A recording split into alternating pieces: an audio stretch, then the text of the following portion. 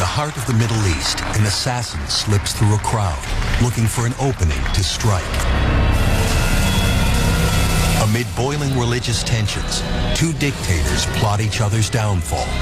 A powerful bomb blast in the heart of Saddam Hussein's Iraq signals the point of no return. When your back is against the wall, a full-scale retaliation can appear as the only viable option. These are the secret plots that lead to the start of the Iran-Iraq War, the battle between two maniacal tyrants, the war that cost over 1 million lives.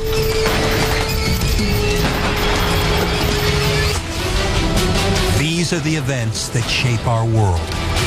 These are the leaders that risk it all. These are the final moments before war. This is Edge of War. Terrorism, holy war, chemical weapons, perhaps 1 million dead. The Iran-Iraq War is one of the longest and bloodiest wars of the 20th century. When conflicts like this explode into all-out war, it's generally due to long-standing grievances perceived to be unsolvable. A conflict over territory, a dispute about exactly where a border should be drawn, issues that democracies often try to resolve through negotiation. But when two dictators are involved, egos come into play. Grievances can get warped through the minds of strong and tractable personalities, each with his own grand ambitions. A dispute can become a fight to the death, and that often means the deaths of many. To see what a leader is truly capable of, you must look behind the scenes at how they treat their own people.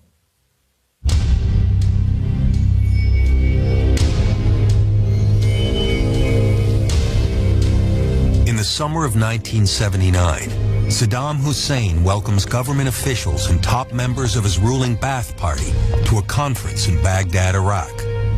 Upon arrival, the men are forced to surrender their firearms.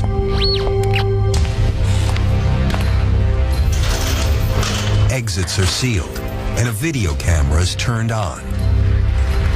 Vice President for the last 11 years, this is Saddam's first party meeting as president.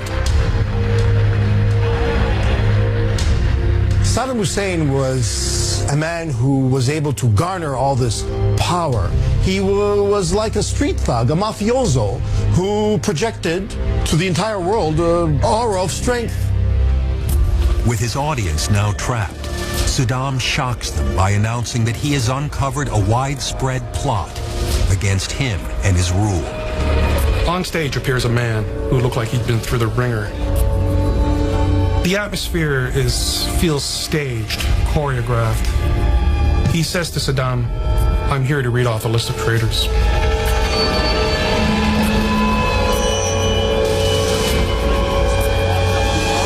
One by one, the alleged traitors are hauled outside. Saddam Hussein loved theatrics. He loved the show. And he would send out these men and he would shed crocodile tears after each one of them, just to give the impression that he had feelings for them, that he regretted what he was doing. The mood becomes extremely fearful. At that point, everyone begins to jump up. They begin to say, "Saddam, you've done so many wonderful things for Iraq. You are a great new leader, and we profess total loyalty to you."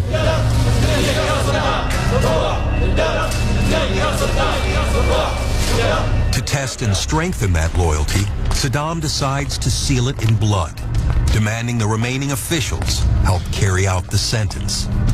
Saddam Hussein tells them, if you really want to show fealty and love and devotion towards me, take these traitors and just shoot them. This is being taped. The victims' hands are tied behind their backs, and they're shot in the head. Remember, they're their own comrades. And this is not part of any plot against Saddam Hussein. This is all a purge. This meeting was a form of political theater. It had nothing to do with a supposed plot against Saddam. It was meant to send a chill throughout the country, send a message to all the local Ba'ath Party leaders, because this was videotaped and sent to all of them, that anyone who tried to contravene Saddam's authority would be summarily executed. And of course, by forcing local Ba'ath Party leaders to actually participate in the firing squads, he made them complicit in his new style of rule. Saddam's path to power is completely lined in blood. Using his singular authority and his country's massive oil wealth, Saddam aggressively builds up the size and strength of the Iraqi armed forces. Saddam was fond of wearing military uniforms, even though he had never served in the military. He'd even given himself the title of general. Being leader of his military forces appeals to Saddam, but his ambition grows. More than anything, he craves his own place in history, the supreme commander of a bigger, more powerful Iraq and beyond. Deep down, Saddam wanted to become leader of a new pan-Arab nation. He wanted to control the entire Middle East. To realize this dream, Saddam needs to find a way to crush the biggest obstacle in his way, Iran, Iraq's historical enemy to the east. There is much bad blood between the two countries. Their biggest conflict? The Shatt al-Arab waterway, gateway to the Persian Gulf and a key shipping route for oil exports. Iraq controlled the waterway for decades, but in a 1975 treaty, a stronger Iran pressures Saddam to give up half of it, to divide it down the middle, a loss of territory that deeply offends Saddam. Well, Saddam was infuriated that he had to make these concessions. He was a very macho leader. He saw this as a threat to his manhood, and most of all, he felt humiliated in front of his countrymen. At the time, Saddam is in no position to fight back. Iran is ruled by a powerful leader with an ambition every bit as big as his own. A man named Reza Pahlavi, known around the world as the Shah. Using Iran's oil wealth, the Shah, with strong support from the United States, has developed the 5th largest army in the world and a state-of-the-art air force. The Shah had built up a large fleet of American-made fighters. Iraq was simply in no position to negotiate.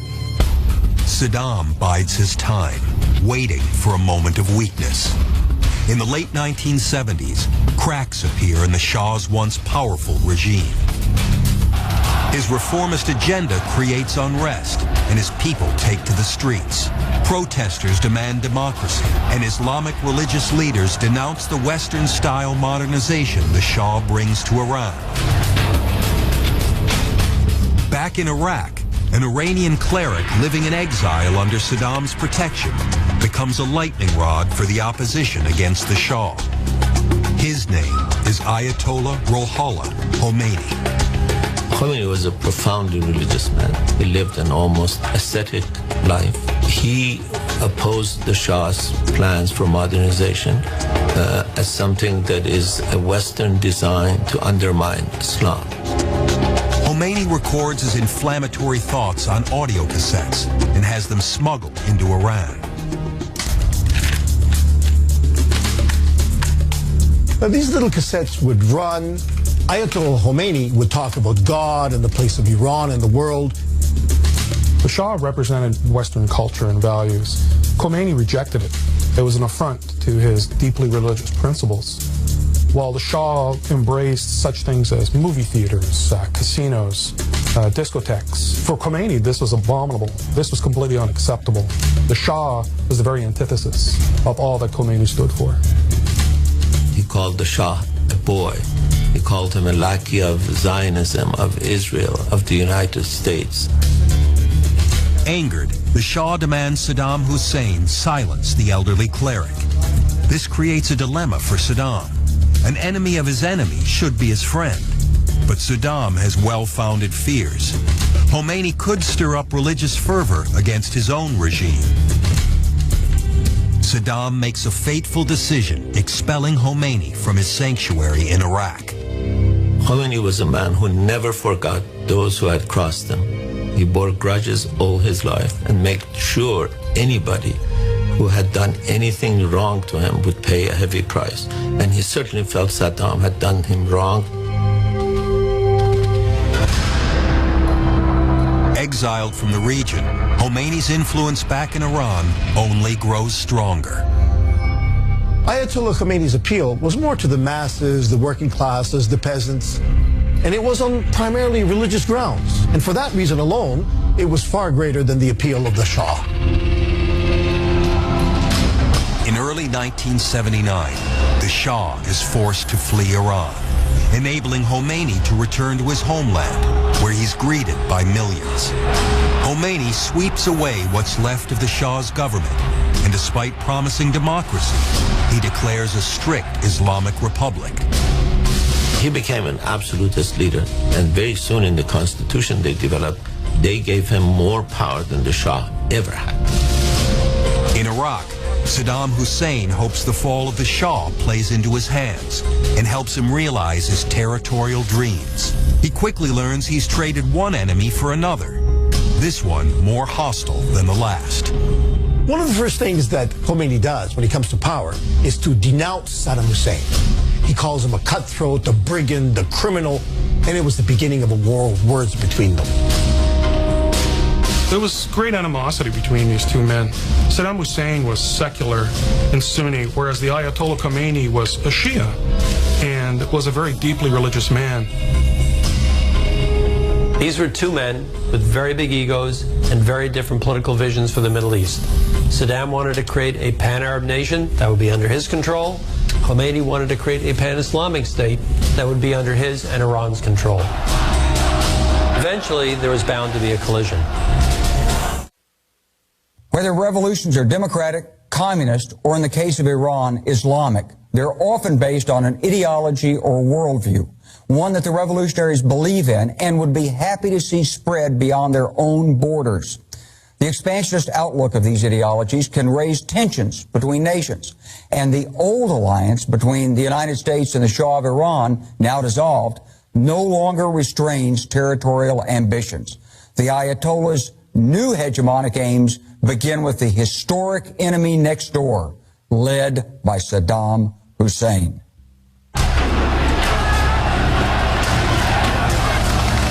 In 1979, change grips the Middle East. For Saddam Hussein, the fall of the Shah in Iran is both a blessing and a threat. A weaker Iran might allow Saddam to dominate the region and start building his Arab empire. But Ayatollah Khomeini is even more hostile than the Shah, and he has inherited the Shah's powerful army. The Ayatollah has another powerful weapon too, religion, which he quickly makes the law of the land. Despite his outwardly peaceful demeanor, Khomeini proves just as ruthless as Saddam. He creates a revolutionary court to cleanse the country of evil influences. Former officials from the Shah's regime, or those accused of being a threat to the new religious path of Iran, get a swift taste of Khomeini's revolutionary justice. There was no lawyers, there was no appeal, there was no jury. The trial sometimes lasted no more than a few minutes, and the first of them were conducted in the house where Khomeini resided. They were taken upstairs into the rooftop and turned over to a firing squad. There are reliable reports that Khomeini himself walked up the steps and watched the first of what became many, many executions. Within the weeks that followed, literally hundreds were sent to the firing squad. And when someone finally did dare ask him whether he was worried that innocent people might be killed, he said, "I'm not worried. If these people are guilty, we are helping them by shortening their sinful lives. If they're innocent, you're also helping them, because if you're martyred by the court of the Islamic government, you will be directly sent to heaven." He showed that he had absolutely no compunction about sending some of his closest aides to the firing squad. He was a man of no pity, no remorse. The best-known figure in Khomeini's grasp is the Shah's former prime minister, Amir Abbas Haveda. There was a great deal of sympathy for him, an outpouring of sympathy for him. He was well regarded, and now his fate was hanging in the balance. There was an international effort, as well as an effort inside the government of Iran, to keep Haveda alive and put him on trial.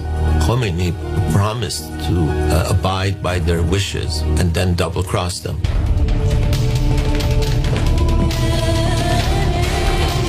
He was found guilty, ordered death. They gave the gun to a cleric whose father was killed in prison under the Shah. He wanted to have him die most painfully, gave him a bullet in the neck, another one in the chest. The Khomeini then begged somebody to finish him off, and the guard abides and gives him the coup de grace. The execution shows the world the uncompromising zeal of Khomeini's revolution, a religious radicalism that also targets the United States, Iran's longtime ally under the rule of the Shah.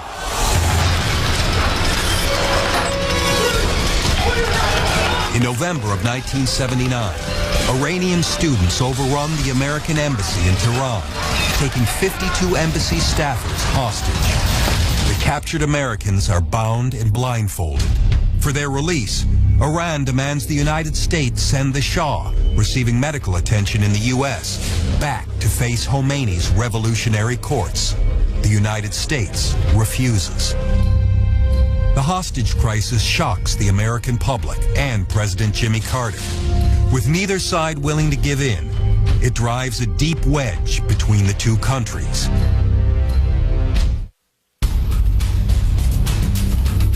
Across the border in Iraq, Saddam Hussein watches the hostage crisis closely. His old enemy Iran has isolated itself and cut all ties with the West. So much so, he believes the United States may even welcome a stronger Saddam Hussein. But the Iraqi dictator finds himself in the crosshairs of Khomeini's greatest weapon, religion, something Saddam is in dangerously short supply of. We often see Saddam Hussein kneeling, paying lip service to Islam, when in reality he was very secular. He didn't care very much. Not only is Saddam seen as non-religious, his ruling party is mostly made up of Sunni Muslims, concentrated in northern Iraq. Most Iraqis are Shia Muslims, as are the Iranians next door, a division Ayatollah Khomeini wastes little time exploiting. In a bold move, Khomeini calls on Iraqis to rise up in revolution against Saddam and overthrow him, to create an Islamic state just like in Iran. Even worse, the calls for revolution are quickly echoed inside Iraq itself by a respected cleric named Baqir al-Sadr, head of the Dawa Party, a religious organization and a longtime thorn in Saddam's side. Ayatollah Baqir al-Sadr is a highly respected Shiite cleric in Iraq. The Iraqi Shia love him, and he's respected by all Iraqis. His writings are very moderate, but in the end, he comes to agree with Khomeini that Saddam has to be overthrown.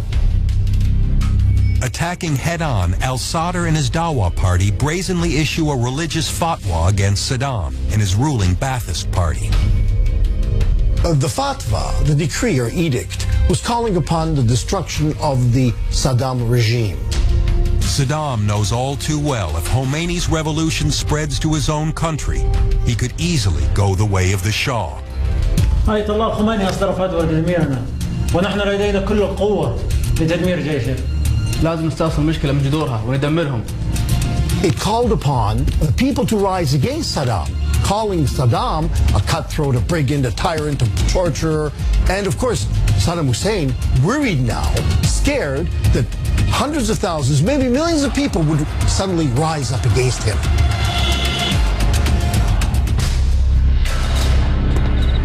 Saddam cracks down on the Dawa party, arresting and executing dozens. He leaves Baqir al-Sadr at large. He's arrested him before, only to see the religious leader's status grow. The last thing he wants is to create a martyr. Baq is an Ayatollah in his own right. In southern Iraq, at least 70% of which is Shia practically worship this Ayatollah. So Saddam has to tread very carefully. What is he supposed to do with this man? How is he supposed to react to him? This man who has become now his mortal enemy. Facing rising threats inside his own country, Saddam strengthens his own personal security force, the Republican Guard, and fills it with loyal members of his family and hometown clan. Saddam Hussein never stayed in one place for very long. His personal security services shuttled him around the country constantly for his own protection. Beyond close family, one of the few people Saddam trusts is Tariq Aziz, his deputy prime minister.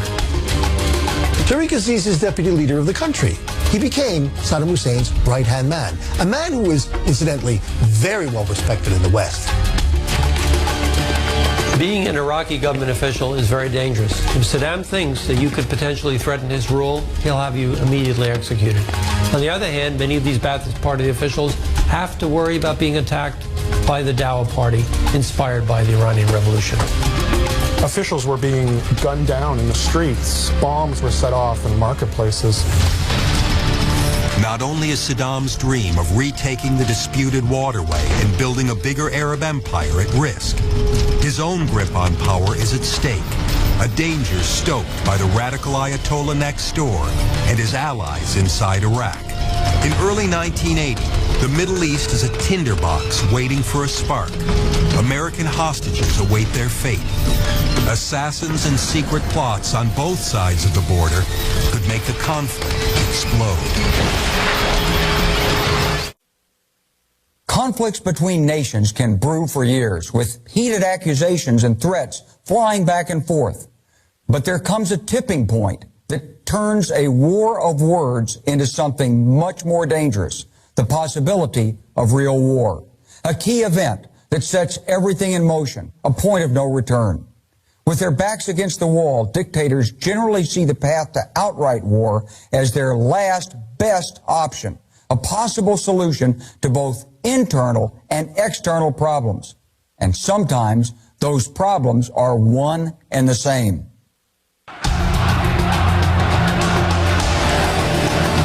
In March 1980, tension is high in the Middle East. Ayatollah Khomeini tightens his grip on power in Iran and lashes out at the world around it. America spent years helping build Iran's army, only to see it fall into the hands of a religious zealot, a dictator who now holds 52 Americans hostage. Despite 4 months of diplomatic and economic pressure, the Carter administration in Washington can't secure their release. At the same time, Khomeini continues to call for a religious revolution in neighboring Iraq, where Saddam Hussein faces rising protests and secret plots against his regime, many carried out by members of the Iraqi Dawa Party, secret plots growing bolder by the week. April 1st, 1980. Saddam Hussein's deputy prime minister Tariq Aziz heads to a local university in central Baghdad to make a speech at a large student conference. As Tariq Aziz enters the conference, several members of the Dawa Party infiltrate the crowd. But rather than using a gun, which requires a line of sight, they prefer to use a bomb.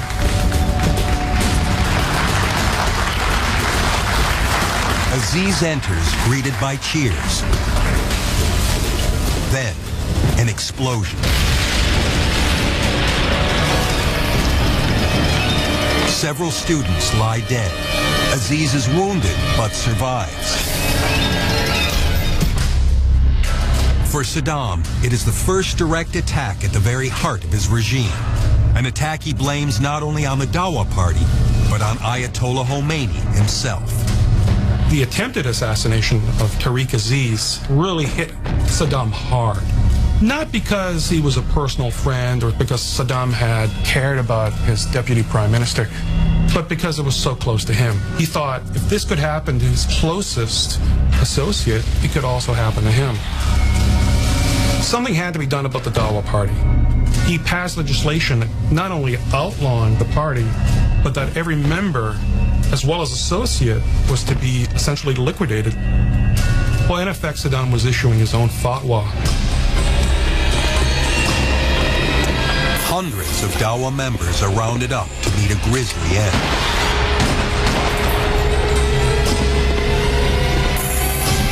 The most prominent religious figure in the country, the man Saddam considers a mouthpiece of Ayatollah Khomeini, is also on the hit list.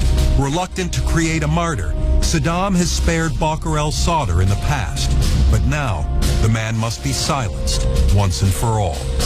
At this point, Saddam realized that he has no other option, and he has to execute Bashar al-Assad. It's rumored that he had a spike driven through his eyeball, and then in his death agony was lit afire.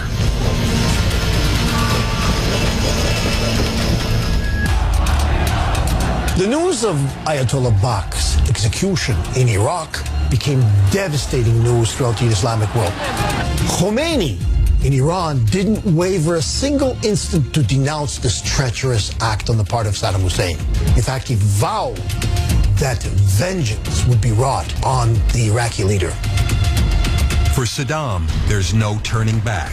He next targets tens of thousands of Iraqis with family connections to Iran. I was in Iraq at that time, and everybody was very fearful because Shia of Iranian heritage were being seized by Secret Service officers from their houses, put in flatbed trucks, driven to remote border outposts. They were told to march into Iran with no possessions, and as a result, many of these people perished. Over the next few weeks, attacks and counterattacks continue. Anger boils on both sides of the border, reaching as far as Europe.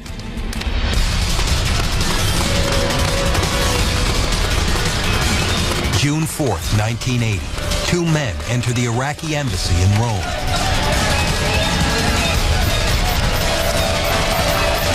Iraq had embassies all over the world, and they were targets. They were targeted by the Dawa militants and Iranian agents. When embassy guards arrive outside, the men shout, "Long live Khomeini," and execute one of the Iraqi staff. As they flee, they leave their briefcase behind. Inside, a time bomb, disarmed just moments before detonation.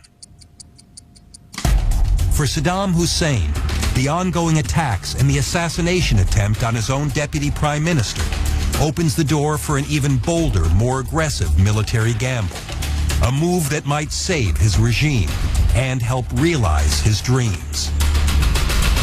Some people think that the assassination attempt against Tariq Aziz was staged.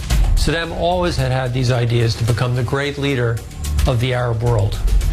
This attack gave him the excuse to attack Iran, to overthrow Khomeini, who was calling for his ouster.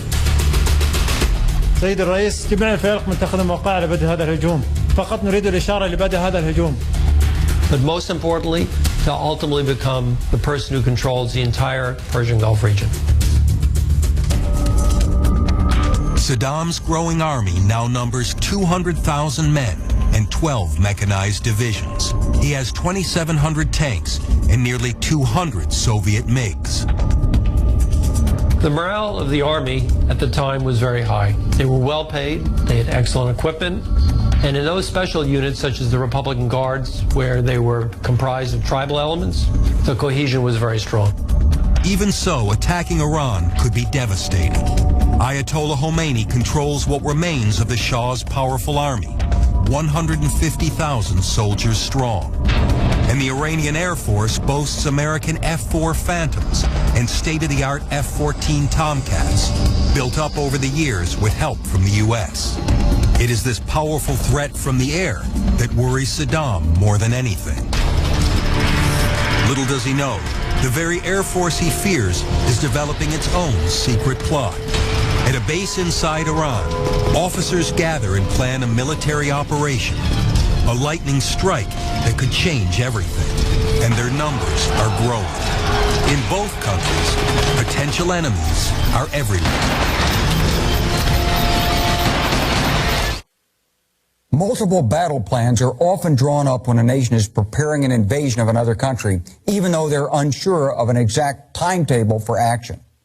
Given Ayatollah Khomeini's attempts to undermine his regime, Saddam believes attacking Iran is now required. The decision is at hand. But when is the optimum moment to strike?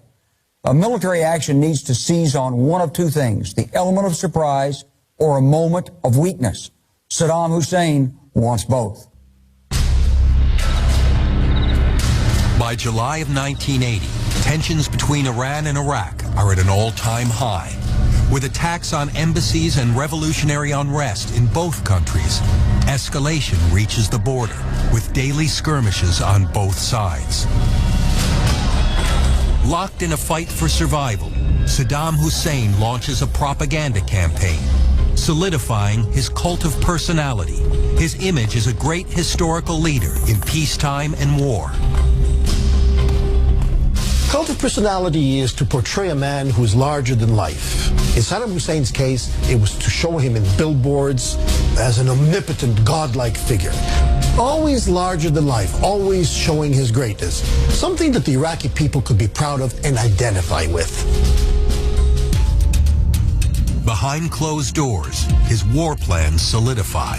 Because of Iran's size and power, Saddam feels the last thing Ayatollah Khomeini expects is for him to carry out a full-scale attack.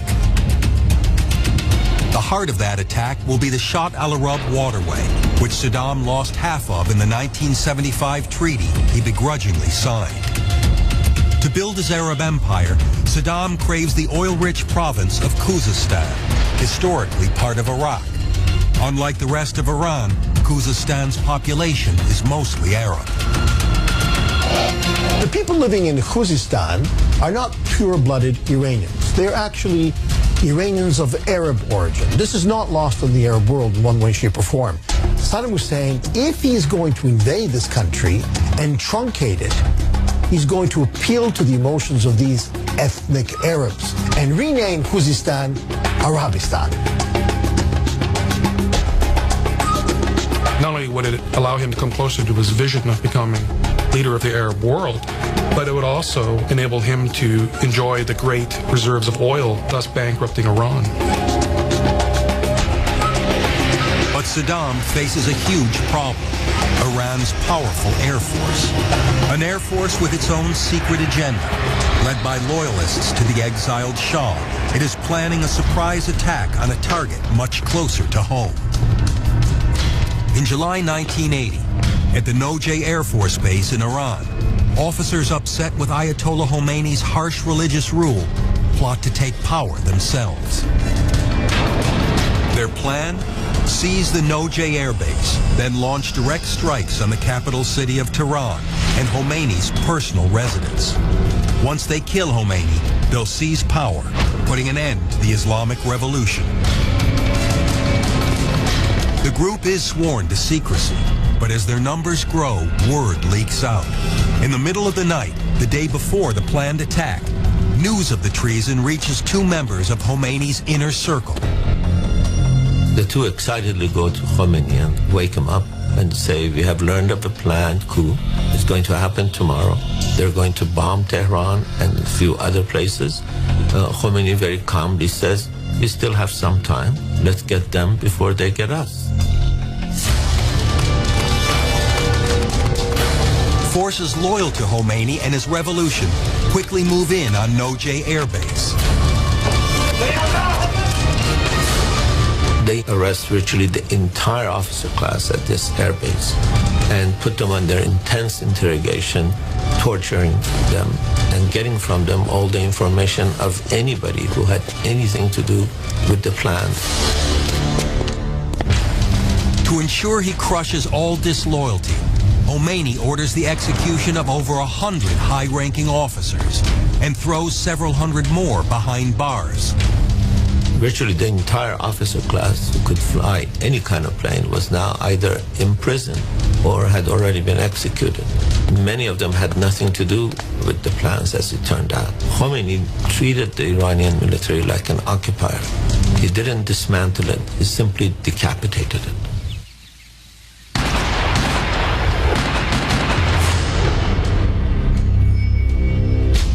For Saddam Hussein, Khomeini's violent purge is an incredible turn of events. The Nojay coup attempt was very, very significant.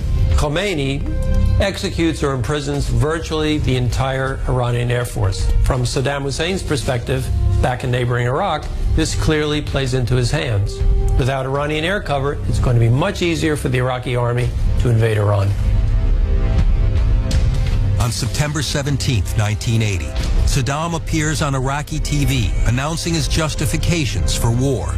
He blames Iran for violating Iraqi sovereignty, for supporting a religious uprising against it, for backing an assassination attempt against his deputy prime minister, for attacks on Iraq property and territory. In a symbolic act, he tears up the despised treaty that forced him to give Iran half of the Shatt al-Arab waterway. After years of waiting, Saddam feels it's now or never. I think the fact that Iran was increasingly isolated internationally, and the fact that the military had been purged of its leadership, that the Air Force had been decapitated, the fact that there were a couple of civil wars going on in Iran at the time, and finally the fact that Khomeini kept inciting Shiites inside Iraq, all worked to embolden Saddam Hussein to attack. Across the border, Khomeini seems to believe that Iraq is far too weak to try a full-scale invasion. Khomeini lived in his own imaginary world. He was completely oblivious to the lurking danger from Iraq. He believed because he was popular inside Iran, Saddam Hussein would never dare attack. This is the day Saddam has talked about. Ruling over a bigger, greater, and richer Arab empire is finally within reach. But war, as many learn the hard way, is unpredictable, especially against soldiers who believe God is on their side. In Iran, a new kind of army has been growing alongside the old. New militias loyal to Khomeini's Islamic Revolution.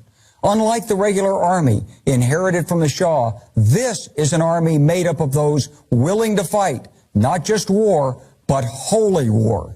The combination of nationalism and religion can power an incredible force. Winning a war against this type of force is far more difficult than comparing weapons and formations would suggest. Success in individual battles may be easy to come by, but winning the war is a completely different matter altogether. September 22nd, 1980. Saddam Hussein unleashes his military might on the Islamic regime of Ayatollah Khomeini. Iraqi MiG fighters penetrate Iranian airspace, attacking several key air bases. Khomeini has executed or imprisoned most of his pilots. Saddam believes the once powerful Iranian Air Force will put up little to no resistance. The strikes damage many runways, but Iranian planes are well protected in hardened concrete hangars. Most aircraft survive the onslaught and soon find pilots to get them off the ground. Khomeini calls on the very men he has imprisoned to defend their homeland. National pride proves more powerful than a grudge against Khomeini's harsh justice. These people are taken out of prisons, put in cockpits, and they join the fight and they continue fighting for a regime they despise, for a regime that has just killed half of their cadres. I think it will go down in history as one of the most patriotic moments of the Iranian Air Force. The liberated pilots retaliate with airstrikes on Baghdad and 3 Iraqi Air Force bases. At the same time, Iraq's ground forces push into the coveted province of Khuzestan. As Saddam planned, his army easily advances almost 80 kilometers into the mostly Arab region. But his surge hits an unexpected wall of fierce resistance at the city of Khorramshahr. What was Saddam Hussein expecting?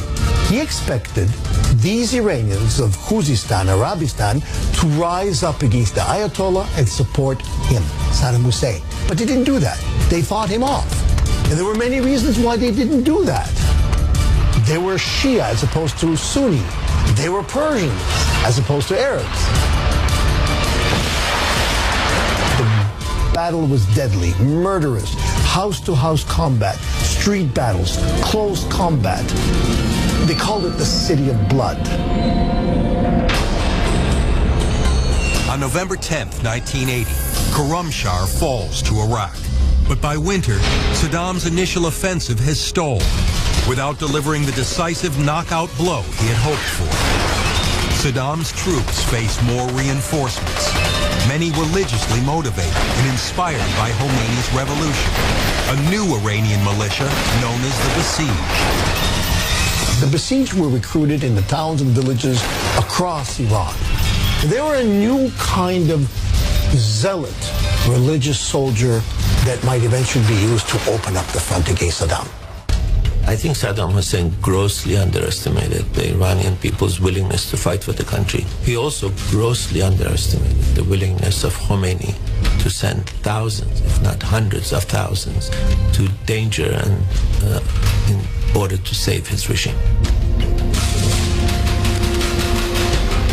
Later on in the war, the Iraqis faced, masses of human wave attacks, most of which were just, these were just Iranian teenagers armed with the Quran, charging over minefields. The besieged, they wore little pendants with keys attached to them that supposedly would open up the gates to heaven.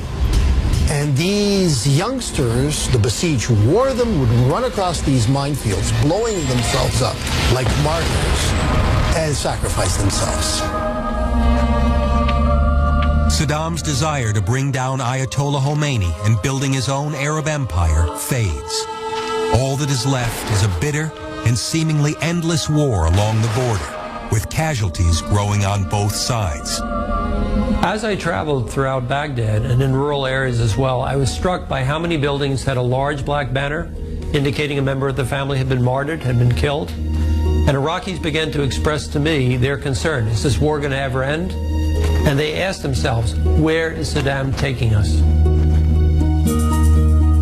In early 1981, Ayatollah Khomeini releases the American hostages, perhaps in an attempt to limit his enemies on the world stage and focus his efforts on the war. But a relationship with the West has been poisoned for years to come, and with Iraq, a bitter and seemingly endless battle along the border, a battle doomed to become the longest conventional war of the 20th century.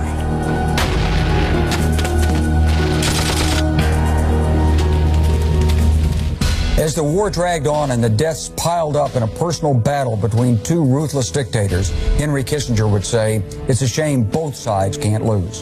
Even so, the United States would end up providing support to Iraq during the conflict, not out of any love of Saddam, but rather out of a deeper concern of Ayatollah Khomeini. In international politics, you sometimes end up forming what people call unholy alliances.